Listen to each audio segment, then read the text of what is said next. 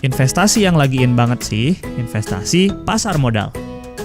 Di sini, yang diperjualbelikan berupa jenis-jenis investasi keuangan di luar produk perbankan.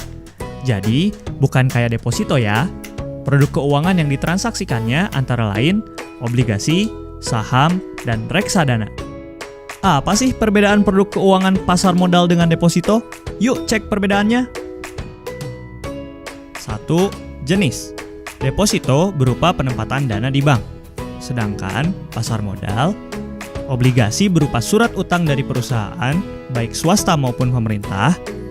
Kalau saham berupa surat bukti kepemilikan atas satu perusahaan, dan reksadana mencakup ketiga instrumen, namun investasi dilakukan secara kolektif oleh manajer investasi. 2. Hasil. Hasil dari deposito berupa bunga bank, sementara hasil obligasi berupa kenaikan harga obligasi dan bunga yang dikenal sebagai kupon.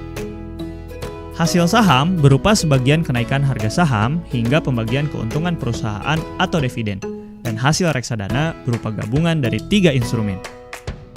3. Resiko.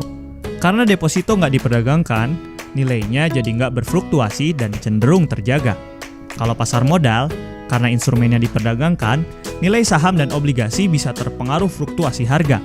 Kalau dibandingin antara saham dan obligasi, instrumen saham punya fluktuasi harga lebih tinggi. Terakhir, resiko di reksadana tergantung jenis reksadana yang dipilih.